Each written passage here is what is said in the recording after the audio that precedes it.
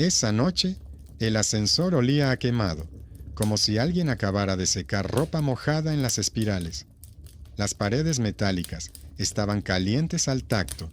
La lámpara del techo parpadeaba y parecía que la cabina hubiera sufrido un cortocircuito un segundo antes. En el panel de botones, junto al número de su piso, brillaba débilmente un pequeño punto rojo, aunque nadie más que él había llamado al ascensor. Hola a todos. Escribid en los comentarios desde dónde estáis escuchando esta historia, y os deseo una escucha tranquila, pero atenta. Subió a su piso y se quedó unos segundos en el pasillo en penumbra, escuchando cómo vivían los vecinos, al otro lado de las finas paredes. En algún lugar se lavaba la vajilla, en otro se oía el ruido de los platos, y a lo lejos funcionaba un televisor. Su puerta era la última, pegada a una pared ciega. La placa con el número estaba un poco torcida. La mirilla era vieja y estaba turbia. La cerradura la habían cambiado recientemente, después del funeral, pero la llave le resultaba familiar, como si llevara décadas abriendo esa puerta y no se hubiera mudado allí hacía poco. Se quedó a vivir en la casa de su madre, no porque le gustaran esas paredes, más bien al contrario. En ese barrio solo soñaba con pasar su infancia y luego marcharse a cualquier lugar donde no tuviera que contar cada céntimo y escuchar a los vecinos discutir por la basura en el portal. Pero resultó de otra manera. Un piso de alquiler, créditos, un trabajo que solo le permitía no morir de hambre, pero no cumplir sus sueños. Tras su muerte, la elección era sencilla: o entregar la mitad del sueldo a un propietario ajeno, o trasladar sus cosas a un lugar donde ya estaba todo pagado y donde figuraba en el título de propiedad. Eligió lo segundo. Temía perder la única vivienda en la que su apellido aparecía en primer lugar en algún documento. El apartamento lo recibió con un aire familiar, el mismo olor a perfume barato que ella había usado en los últimos años, mezclado con verduras cocidas, medicamentos y linóleo viejo. En el vestíbulo, colgado en la pared, estaba su abrigo. Su mano aún no se atrevía a quitarlo. Detrás del abrigo estaba la puerta cerrada de su habitación. La cerradura brillaba con metal nuevo. También había cambiado la cerradura, pero intentaba no usar la llave de esa puerta. Todo el apartamento estaba dividido por la mitad. Su parte era la cocina, la habitación pequeña y el baño. La parte de ella estaba allí, detrás de la puerta, donde daba vergüenza y miedo entrar sin una razón de peso. Su motivación vital parecía sensata. Ahorraba en todo para no endeudarse más. Después del cambio, iba al supermercado más cercano a su casa. Compraba chuletas preparadas en oferta, la leche más barata y cereales. A menudo volvía tarde, tan cansado que la cena le parecía un lujo innecesario. Cuando su madre vivía, le regañaba cuando hacía eso. Lo llamaba vivir a base de migajas. Ahora ya no había nadie que le regañara, pero la costumbre de saltarse las comidas normales se mantuvo. Y en aquellos días en los que ahorraba tiempo y se acostaba con el estómago vacío, las rarezas ocurrían con mayor frecuencia. La primera rareza fue el silencio detrás de esa puerta. No era un silencio total, sino algo tenso.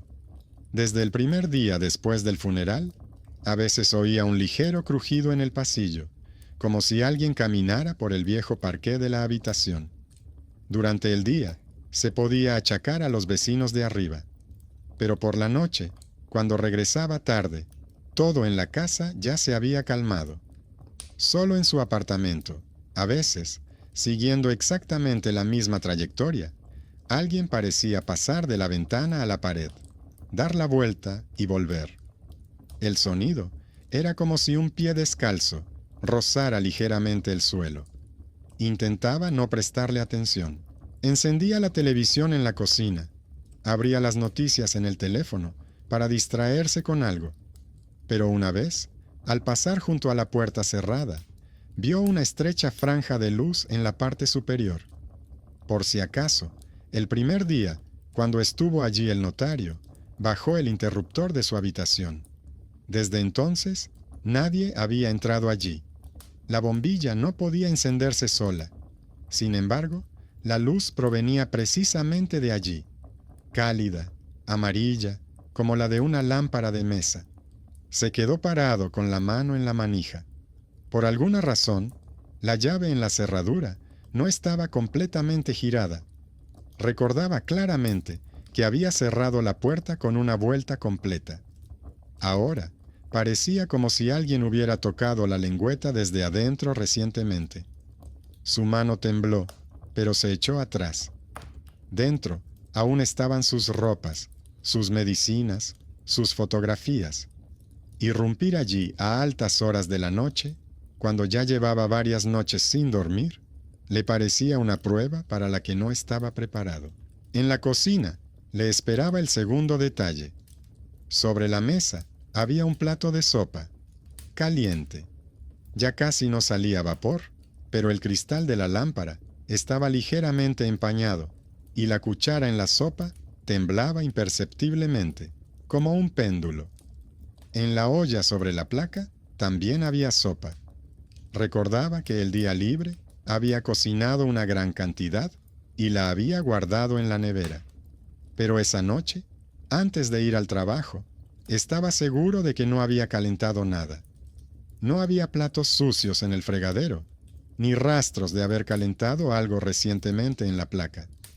Todo parecía como si alguien hubiera entrado tranquilamente, le hubiera servido un plato, hubiera colocado la cuchara con el mango hacia el borde, con cuidado, como lo hacía ella, y se hubiera marchado sin tocar nada más.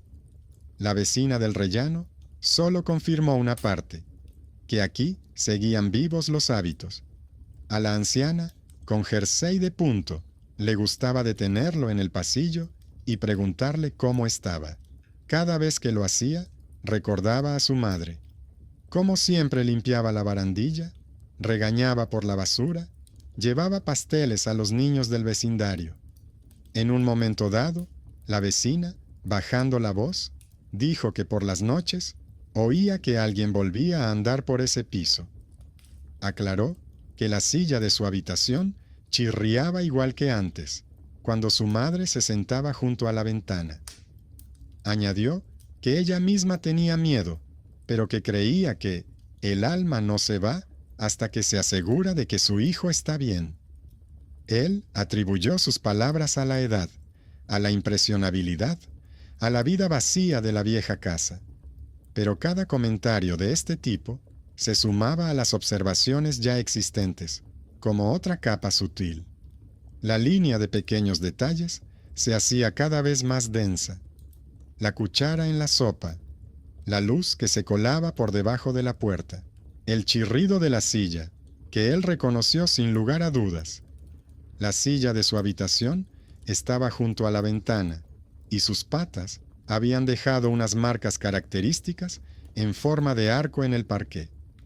El olor de la sopa, que era precisamente su especialidad, ácida, con laurel, como él nunca la había hecho.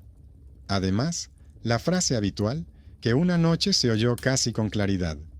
En el pasillo, la puerta se abrió silenciosamente y desde la oscura abertura llegó un suave reproche. No había ninguna amenaza en él, solo el habitual descontento por el hecho de que él se hubiera vuelto a acostar con hambre. Intentó encontrar explicaciones racionales. Pensó en los vecinos, que podrían haber confundido los pisos y haber entrado por error en la puerta equivocada. Pero la cerradura era nueva y nadie más que él tenía llaves. Pensó que tal vez él mismo ponía la sopa a calentar automáticamente y luego no lo recordaba. Pero en aquellos días, cuando eso ocurría, recordaba cada minuto de la noche, porque intentaba no pensar en el funeral y se aferraba a cualquier detalle de la vida cotidiana. Pensó que la cuchara podía estar temblando por la vibración, pero la casa estaba en silencio. El ascensor llevaba mucho tiempo parado y nadie subía por las escaleras. En la segunda semana, después del funeral, empezaron a aparecer recibos en el buzón de la puerta. Al principio eran los habituales: luz, agua, cuotas para la reparación general. Luego apareció uno con una nota extraña: recordatorio para renovar el programa de comidas calientes a domicilio. En la columna destinatario figuraba el nombre de su madre.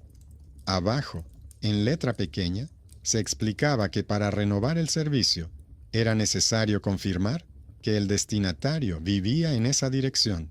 Recordó que en los últimos meses antes de su muerte le llevaban a casa sopas y papillas del Centro de Servicios Sociales del distrito. Entonces lo consideraba un alivio, como una ayuda gratuita que no requería dinero ni tiempo. Ahora, esa línea coincidía de repente con el plato de sopa caliente que él no había preparado. Llamó al número indicado. Le explicaron que el programa seguía en vigor, pero que, según los documentos, su madre debía confirmar personalmente su participación. De lo contrario, se le habría suspendido el servicio. La empleada que le atendió se sorprendió de que él no supiera nada. Le dijo que no habían recibido ninguna notificación de fallecimiento y le preguntó quién vivía ahora en esa dirección. Él respondió con sinceridad. Le pidieron que trajera el certificado y rellenara una solicitud de baja. Al final, la mujer añadió que, según su registro, la última entrega se había realizado después de que su madre ingresara en el hospital. El destinatario firmó con otra mano. La firma no era la suya. Esa fue la primera pequeña investigación. Empezó a ver su propio apartamento como un lugar donde se cruzaban no solo sus recuerdos y los rumores de los vecinos, sino también los registros ajenos en los registros. En el teléfono encontró el historial de llamadas del interfono y vio que, en los días en que aparecía la sopa en la cocina, por la noche se había registrado efectivamente una llamada entrante del número del servicio de mensajería. No la había oído porque a esa hora todavía estaba volviendo del trabajo o estaba en el ascensor donde no hay cobertura. Pero el sistema registró fielmente el hecho. Alguien llamaba a su puerta precisamente a esas horas, cuando no había platos sucios en el fregadero y había un plato caliente sobre la mesa. Por la noche, cuando volvió a casa, el ascensor volvía a oler a quemado. En el piso, junto al conducto de basura, había una caja de contenedores de comida volcada, rápidamente empapada por algún líquido derramado. Tenía el logotipo del servicio, cuyo nombre coincidía con el que figuraba en el recibo. Entre la basura había un recibo con el nombre de su madre y la fecha de hoy. Al parecer, el repartidor no encontró a nadie en casa, o se equivocó de puerta y tiró la comida sin recoger al contenedor común. Este hallazgo provocó algo en su interior. La leyenda de la madre que sigue alimentando a su hijo después de su muerte parecía ahora una mezcla ciega de los miedos de los vecinos y los errores reales de los servicios sociales.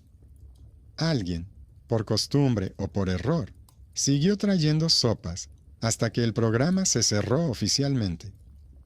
Él no siempre estaba en casa. Algunas cosas acababan en la basura, otras, tal vez, en su mesa, si el repartidor llegaba a tiempo o si la vecina cogía la bolsa y se asomaba al apartamento. Pero la luz que se filtraba por debajo de la puerta de la habitación de su madre era más difícil de explicar. El repartidor no podía entrar en la habitación cerrada. La silla junto a la ventana también solo podía chirriar con su dueño, y las huellas descalzas en el polvo, que vio una vez cuando finalmente se decidió a entreabrir la puerta, eran demasiado características, pequeñas, con el pie ancho, ligeramente inclinadas hacia adentro. Así eran sus pies cuando caminaba por la casa con unas viejas chanclas de goma, olvidándose de quitárselas. Una vez se dio cuenta de que la llave de la cerradura de su habitación volvía a estar mal cerrada. Empezó a prestar más atención a eso. Cada vez que salía del apartamento, comprobaba la posición de la llave y memorizaba cómo estaban las muescas. Al volver, volvía a mirar. En aquellos días, cuando por la noche aparecían en el buzón recibos o anuncios de servicios que en su día habían interesado a su madre, la llave a veces estaba ligeramente movida, como si alguien hubiera intentado salir de la habitación al pasillo y luego hubiera cambiado de opinión. La verdadera escalada comenzó en el momento en que comprendió que ya no bastaba con observar desde el pasillo. Cuantas más pequeñas pistas reunía, menos espacio quedaba para la imaginación y más para la acción. Por la noche, al volver del trabajo con otra pila de recibos en las manos, se detuvo ante esa puerta y decidió que no tenía sentido abrirla una vez más por un segundo para revisar la cama.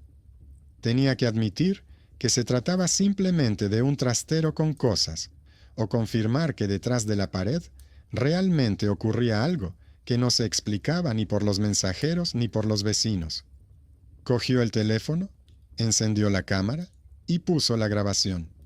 Lo colocó en la mesita del pasillo, de manera que la puerta de su habitación y la franja de luz debajo de ella quedaran dentro del encuadre. Luego sacó la llave, la introdujo en la cerradura, la giró hasta el final y presionó lentamente la manija. Fue un paso consciente hacia el peligro del que hasta entonces había huido. No esperar a oír otro ruido detrás de la puerta, sino entrar él mismo en el lugar donde, a juzgar por los sonidos nocturnos, aún vivía una vida ajena.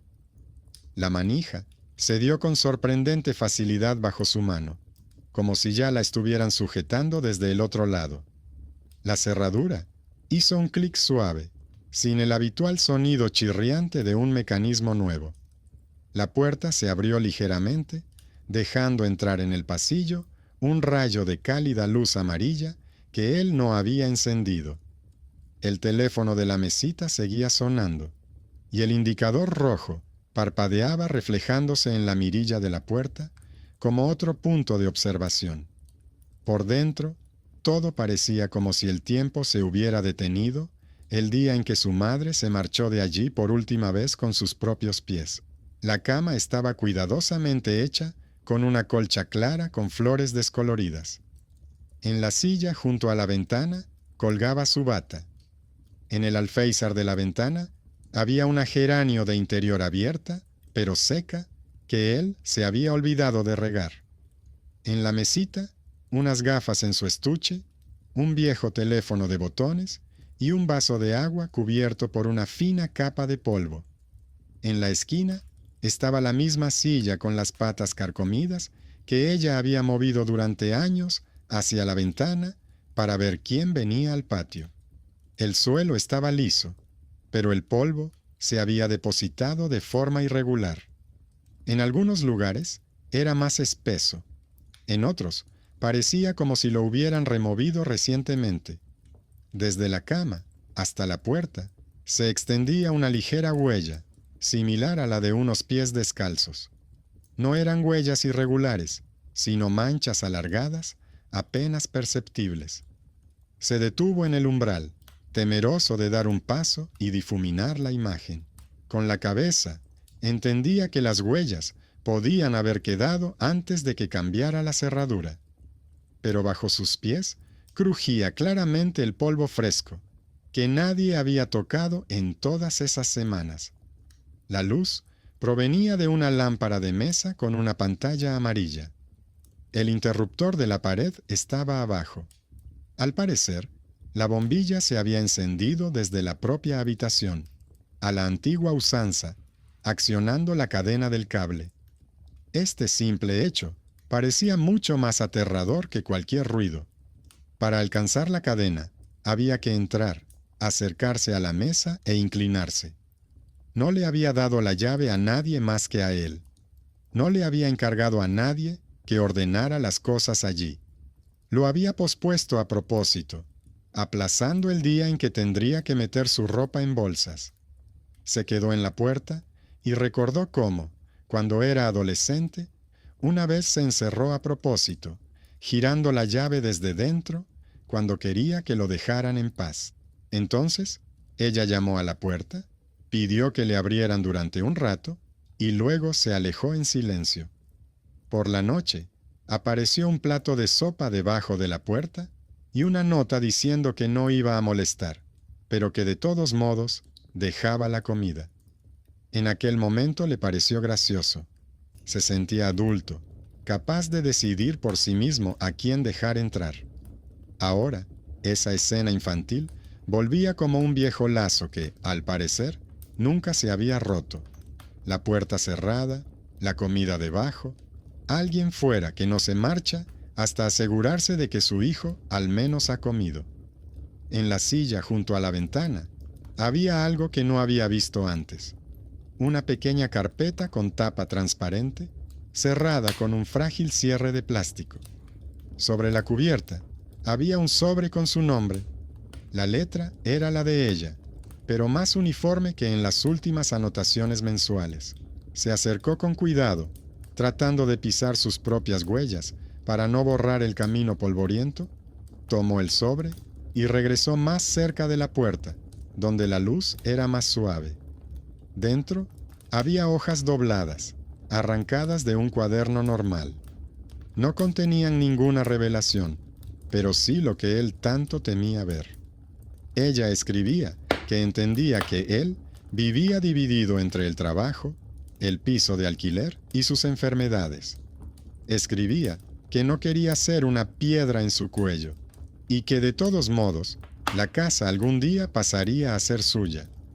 Le pedía que no se aferrara a las cosas si se le hacía demasiado difícil, pero subrayaba que le gustaría que él tuviera un lugar al que acudir cuando se cerraran otras puertas. Al final, confesó que le preocupaba cómo se alimentaría sin ella y dejó una lista de teléfonos de servicios que ya habían aceptado llevarle comida si de repente se quedaba solo. La lista coincidía con el nombre del servicio que figuraba en los recibos. Resultó que ella no solo había organizado su alimentación por adelantado, sino también la posibilidad de transferir el contrato a su nombre. En la columna de notas, en la parte inferior, había una anotación del empleado. El hijo rechaza la ayuda. Dice que se las arreglará solo. La firma era suya. En otro tiempo, le irritaba el mero hecho de que se hablara de su vida con extraños, como si fuera algo que se pudiera arreglar con un servicio. Acudió a la cita con su madre. Escuchó el discurso del trabajador social sobre cómo los hombres de su edad a menudo se olvidan de sí mismos. Firmó que lo había entendido todo, y al salir le dijo a su madre que no quería que le estuvieran detrás con las ollas. Ahora, ese gesto rápido y medio sarcástico se repetía como un detalle persistente. La sopa en la mesa y los recibos a nombre de una mujer que ya no estaba. En el fondo de la carpeta había otra cosa, una pequeña llave magnética del interfono, de otra forma que la que él usaba. Tenía pegada una nota que decía, para Lena. Así se llamaba la vecina del rellano. Recordó que en los últimos meses su madre la invitaba a menudo a tomar el té y luego se quejaba de que se entrometía demasiado en sus asuntos, pero aún así no dejaba de abrirle la puerta. Al parecer, le había dejado acceso a la vecina para que pudiera venir si le pasaba algo y ayudar a su hijo. Ahora, eso explicaba cómo podía haber sopa caliente en la mesa los días en que él estaba al límite. No era un plato místico del más allá, sino la vecina con una llave de repuesto, que por costumbre dejaba el plato de camino de la cocina al pasillo y se marchaba en silencio para no entrometerse. Guardó los papeles en la carpeta y solo entonces se atrevió a mirar más de cerca las huellas en el suelo. Eran irregulares, en algunos lugares difuminadas hacia la cocina. Teniendo en cuenta que Lena solía andar por la casa con zapatillas blandas, parte del rastro bien podría ser suyo, pero en algunos lugares, más cerca de la cama, las huellas eran diferentes. más débiles, como si la persona se hubiera quedado parada en el mismo sitio, cambiando el peso de un pie a otro y sin atreverse a dar un paso más. No había nada sobrenatural en ello, pero la sensación de presencia en el pecho seguía oprimiéndole. Salió de la habitación y cerró la puerta con una vuelta de llave. Dejó el teléfono sobre la mesa y rebobinó la grabación. En el vídeo se veía cómo abría la puerta, entraba, cogía la carpeta y volvía. No había sombras que se movieran independientemente de él, ni luces, solo él y las cosas viejas. La franja de luz bajo la puerta apareció en el momento en que él todavía estaba en el ascensor. Eso significaba que la lámpara se había encendido antes de su llegada. Quedaban dos opciones: o bien un fallo en el cableado que afectó a la red precisamente en esa habitación, o bien alguien con una llave magnética del interfono y posiblemente su propio juego de llaves entró e hizo algo mientras él subía. Por la noche, se encontró con Lena en el pasillo. Llevaba una bolsa con pan y leche y parecía cansada, pero atenta. Le preguntó si sabía algo sobre la llave magnética con su nombre. Ella asintió y dijo que su madre le había pedido que entrara a veces cuando él no contestaba al teléfono. Añadió que después del funeral había intentado ayudarle un par de veces con la comida, porque no podía soportar oír cómo daba un portazo y se acostaba en el apartamento vacío. Confesó que dejaba los platos en la mesa y se marchaba, sin querer machacarle con sermones. Sobre la luz de la habitación, dijo que no entraba allí porque consideraba que era su espacio personal. Él sintió cómo le invadía la irritación, no hacia ella, sino hacia la situación. Esa persona desconocida, a la que él percibía como una anciana entrometida, resultó ser la heroína subestimada que en los días más difíciles le proporcionó cuidados básicos, escondiéndose tras la supersticiosa historia de la madre que todavía está cerca. Lena no intentaba hacer misterio, simplemente hacía lo que sabía hacer. Preparaba sopa, comprobaba si la luz estaba encendida, escuchaba si el apartamento respiraba. Los vecinos del edificio convirtieron luego su silenciosa ayuda en una historia de terror sobre una voz detrás de la puerta. Pero en realidad, fue ella quien lo salvó de caer definitivamente en noches hambrientas y sin sentido. Este giro cambió las cosas.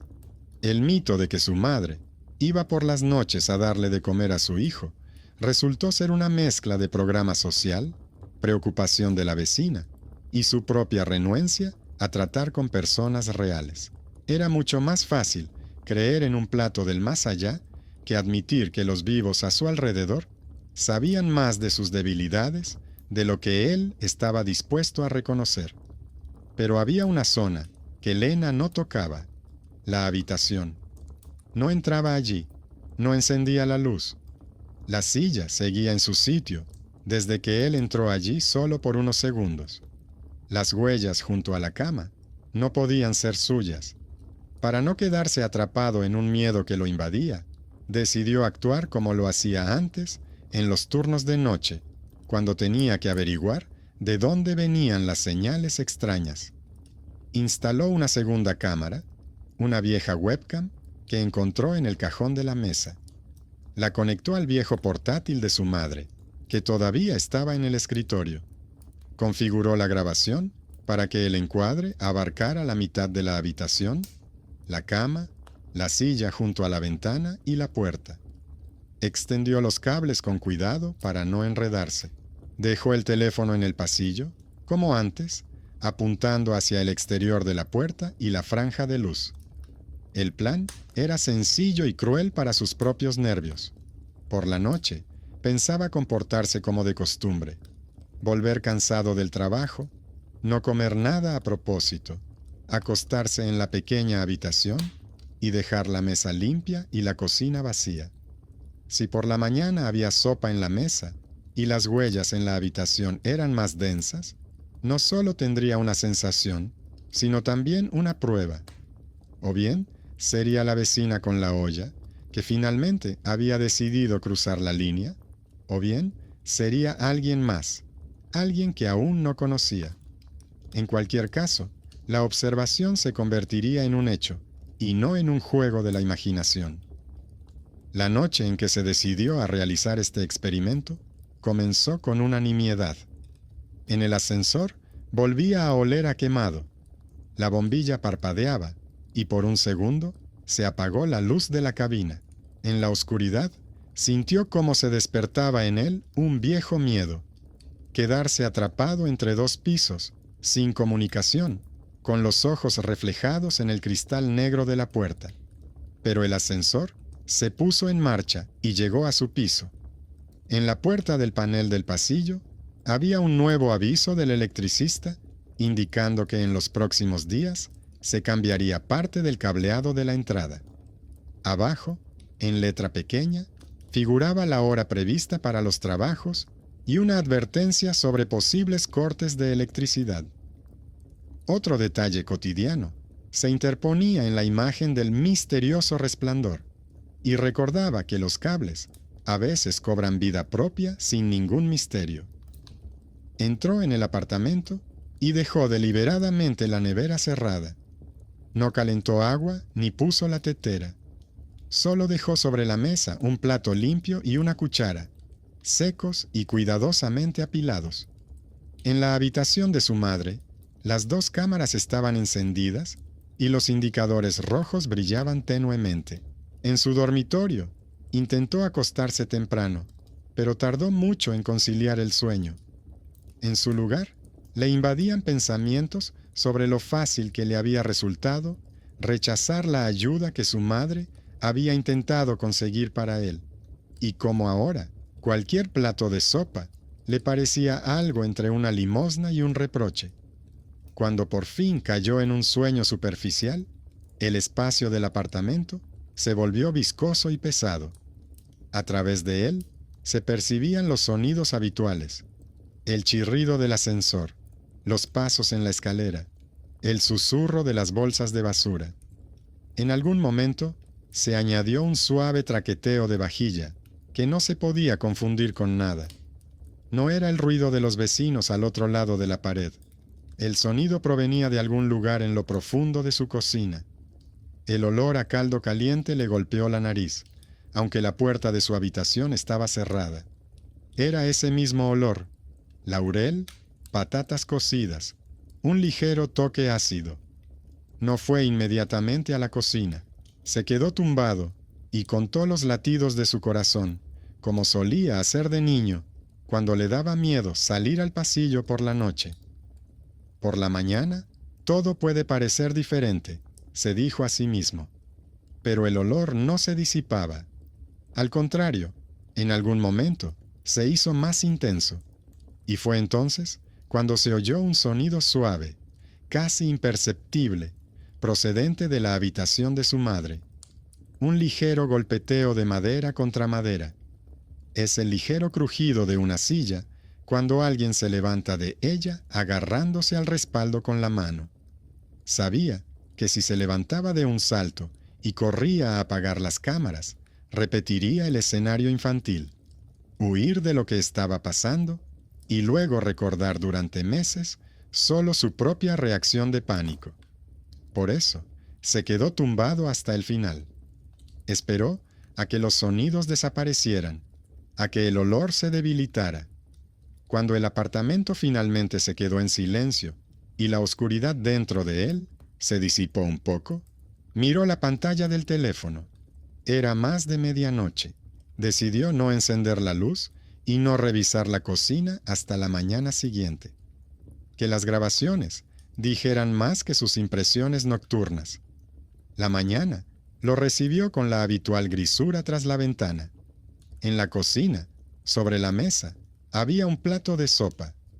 Aún no salía vapor, pero la superficie estaba brillante, como si acabaran de calentarlo. Junto a él había una cuchara, con el mango hacia él. La olla que estaba sobre la placa estaba caliente. pero el fuego estaba apagado. El encendedor eléctrico no hacía clic. No había rastros de que alguien hubiera encendido y apagado la hornalla apresuradamente. En el fregadero había una olla vacía más pequeña, cuidadosamente colocada, que tal vez se había utilizado para calentar la sopa. En la habitación de su madre, el polvo se había posado de otra manera en el suelo. El camino desde la cama hasta la puerta se había vuelto más claro, como si alguien hubiera pasado por allí recientemente. La silla junto a la ventana estaba un poco más cerca del alféizar que antes. La bata no estaba colocada en el respaldo tal y como él la había dejado. Eran pequeños cambios que ya podía reconocer con solo mirar, como un despachador que por los cambios en el horario veía que el coche había salido más de una vez durante la noche. Se sentó frente al ordenador portátil, donde se había grabado toda la noche con la cámara web. Rebobinó el vídeo hasta la mitad, cuando más o menos percibió el olor de la sopa. En la pantalla se veía cómo la habitación estaba sumida en la penumbra. A través de la rendija de la puerta del pasillo, solo se veía una delgada franja de luz. 10 minutos después de su partida, se produjo un movimiento en la imagen. La luz de la lámpara del pasillo se hizo más grande, y luego una figura entró en la habitación. La silueta era baja, ligeramente encorvada, con una bata sobre los hombros. La persona se acercó a la silla junto a la ventana. Dejó algo sobre ella. Se sentó en el borde de la cama, apoyó las manos en las rodillas, permaneció sentada un rato y luego se levantó y salió. La cámara no captó su rostro, pero por la forma de moverse, no era su madre. La espalda era demasiado joven, el paso demasiado vivo. Rebobinó y prestó atención a los pequeños detalles. Cuando la figura pasó junto a la mesa, la lámpara se movió brevemente, como por el movimiento del aire. La silla junto a la ventana, en la que luego notó que la bata había cambiado de posición, había sido tocada por una mano. Todo esto encajaba en el escenario de una persona viva que había entrado en la habitación por la noche.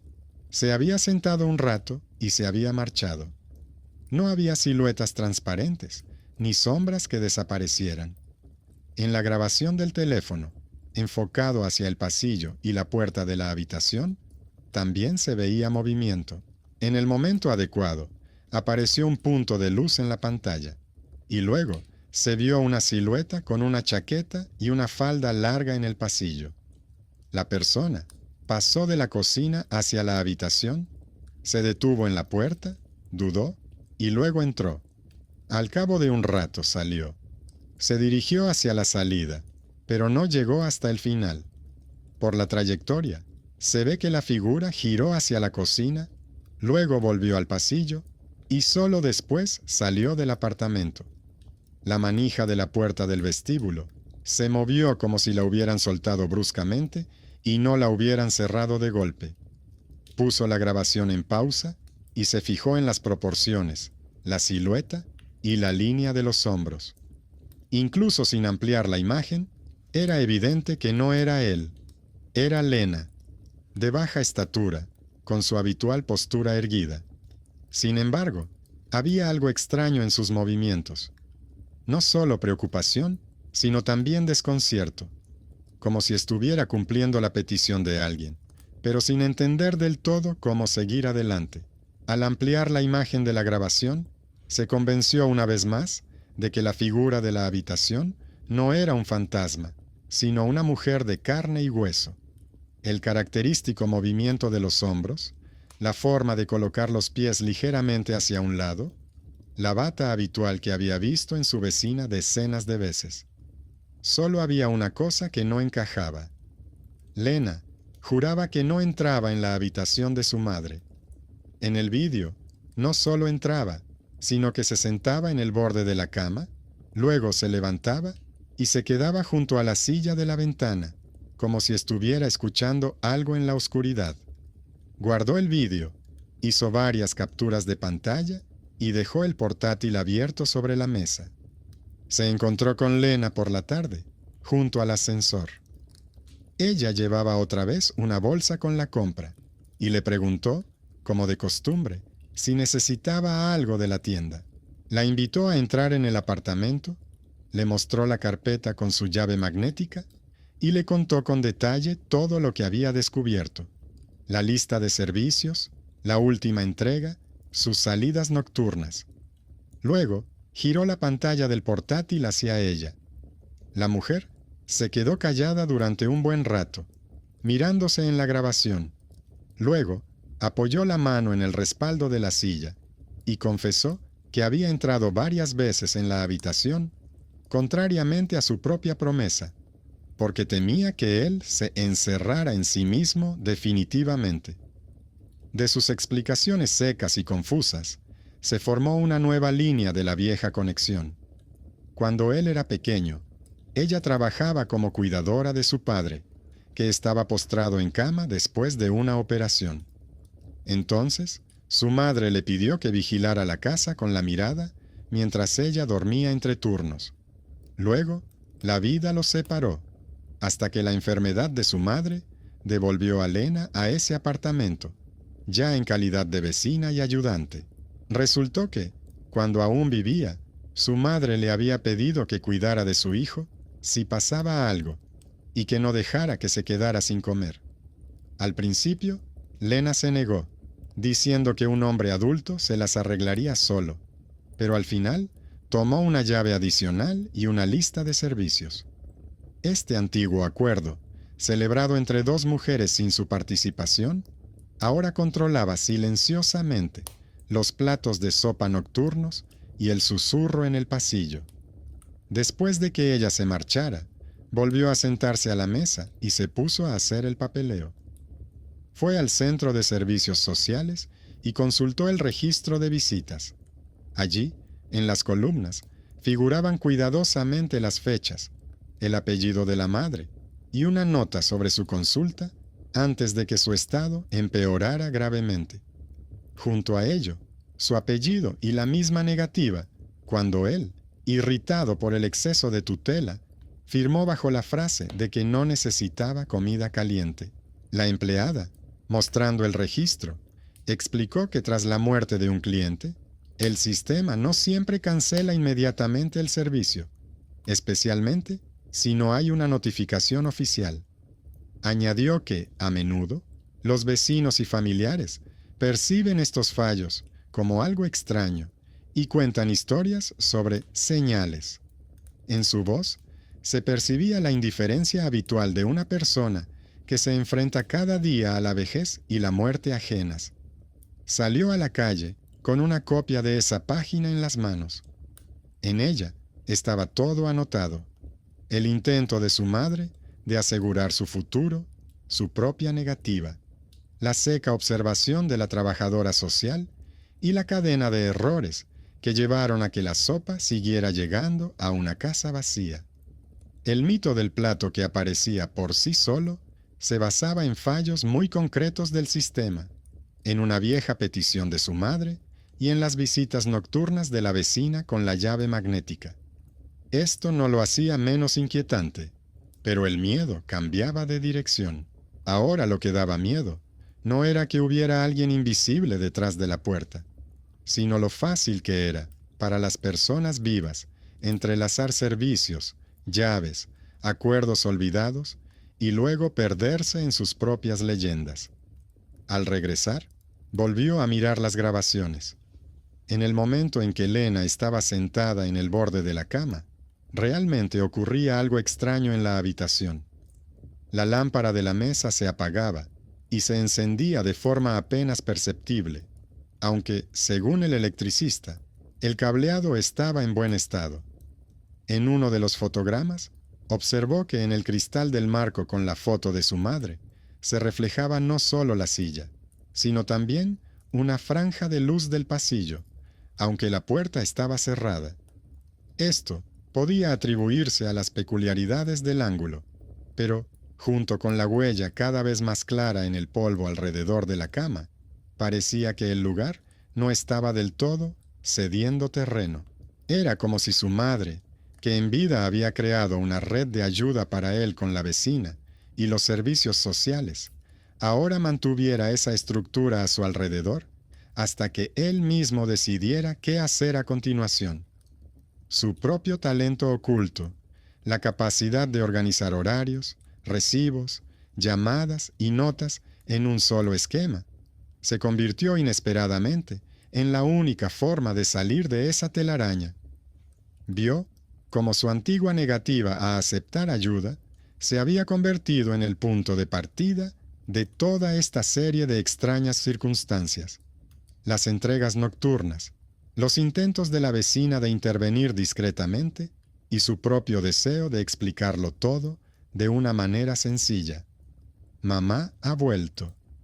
Este esquema era más aterrador que cualquier voz detrás de la puerta, porque mostraba lo mucho que una firma descuidada podía repercutir años más tarde.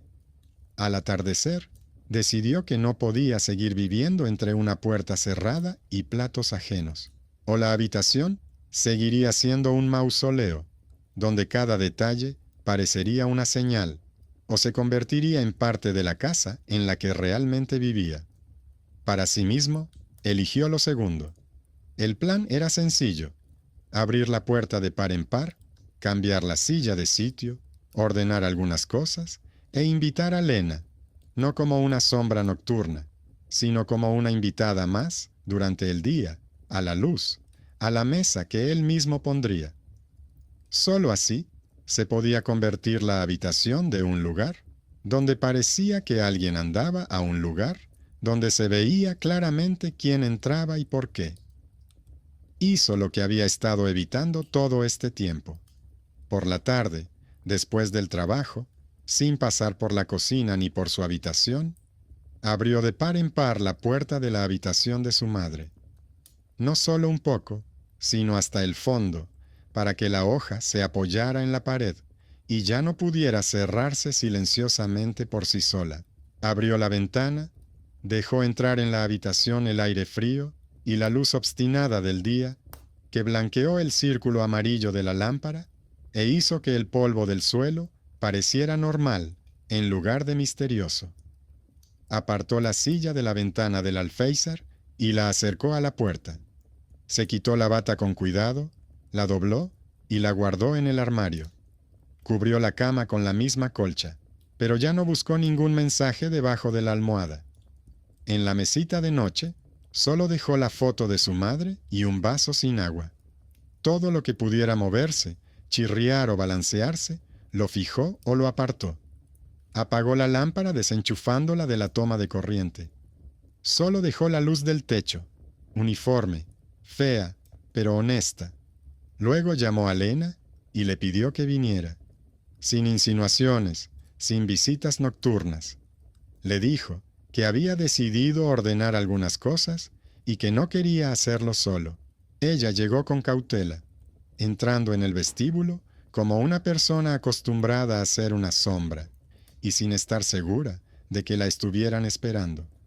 Cuando él se apartó y le mostró la habitación abierta de par en par, ella se sintió desconcertada, pero entró. Juntos sacaron de las estanterías los medicamentos caducados, revisaron la ropa vieja y pusieron en una bolsa lo que se podía regalar y en otra lo que había que tirar. Dejó las cosas con historia, como su bata favorita, pero no como reliquias, sino como un par de objetos con los que realmente quería vivir. Lena, mientras revisaba la ropa, de repente le contó algo que él nunca había oído. Resultó que, muchos años atrás, su madre la había ayudado a superar el divorcio, escuchando por las noches sus quejas en un banco junto a la entrada del edificio, y en una ocasión le había dado dinero para que pudiera alquilar una habitación y no tuviera que soportar a su marido tirano. Entonces, acordaron que Lena no pagaría la deuda con dinero, sino cuidando de la casa y del niño si le pasaba algo a su madre. Este antiguo acuerdo, celebrado entre dos mujeres mucho antes de su actual y cansada edad adulta, era el parentesco oculto del que él no sabía nada. No por sangre, sino por una obligación que había funcionado silenciosamente durante todos esos años, mientras él vivía su vida y consideraba a su vecina una molestia. Cuando terminó de ordenar las cosas, quitó las cámaras. Con el teléfono, hizo algo sencillo. Borró las grabaciones nocturnas, dejando solo los fragmentos con Lena, los que podrían ser necesarios si de repente tuviera que explicar a alguien de los servicios las extrañas entradas nocturnas. Pero le pareció innecesario quedarse con las horas de vigilancia en las que se veía a personas conocidas entrando en la casa de otra persona. El apartamento dejaba de ser objeto de investigación y se convertía en un lugar normal donde se vivía y se cometían errores. Con el electricista también llevó el asunto hasta el final. Invitó al mismo hombre, cuyo anuncio colgaba en el cuadro eléctrico. Este llegó con una maleta, comprobó el cableado de la habitación de su madre, el techo, los enchufes.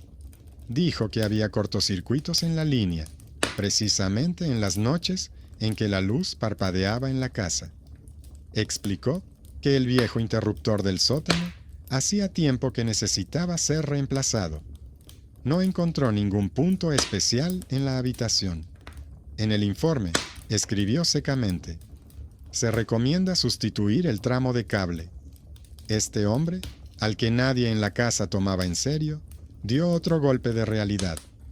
La luz podía funcionar por culpa del hierro y no de los fantasmas. Por la noche, preparó él mismo la sopa. No como la de mamá, sino como sabía, sencilla, sin mucho olor, pero con conciencia. Puso 2 platos en la mesa de la cocina y llamó a Lena. Comieron en silencio y luego hablaron de cosas cotidianas, de las tarifas, del conducto de basura, de que pronto cambiarían el ascensor del edificio.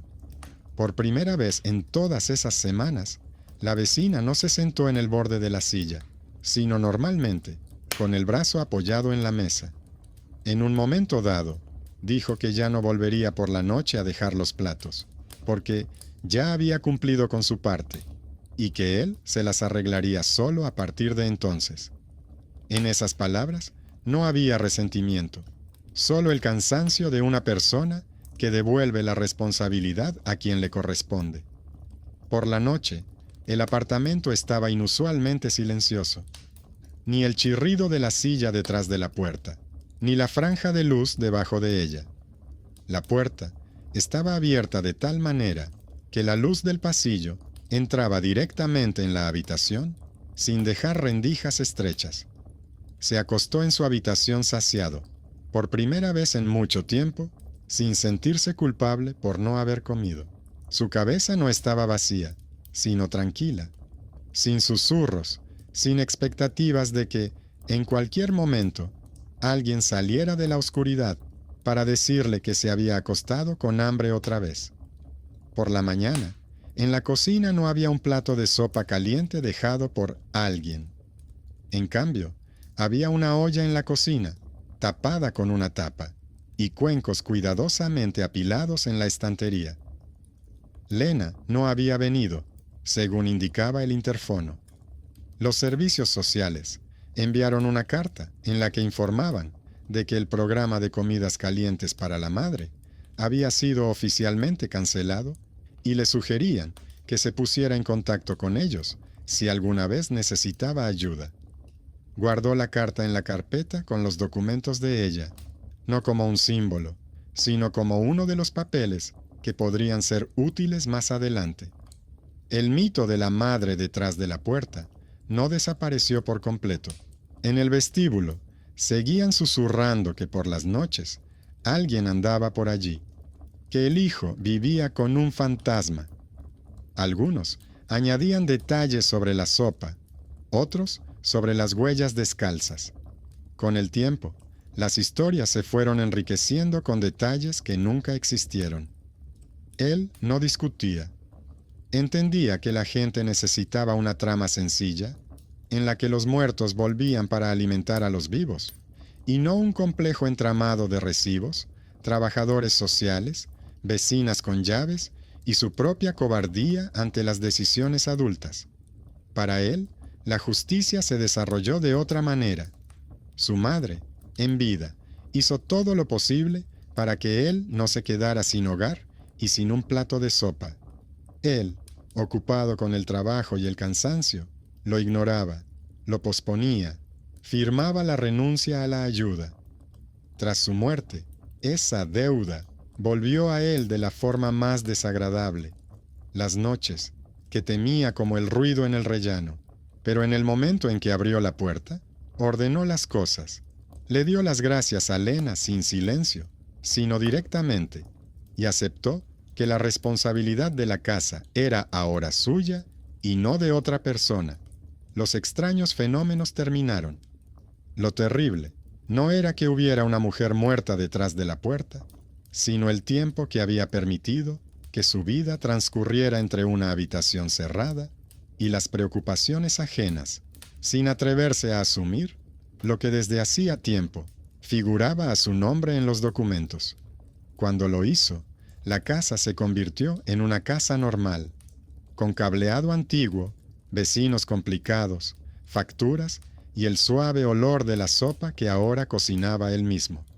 Su madre quedó en las fotografías, en la carpeta con sus meticulosas anotaciones y en la vieja bata del armario, no como una sombra que le daba de comer desde detrás de la puerta, sino como una persona cuyos gestos de cariño él finalmente había aprendido a imitar sin ayuda.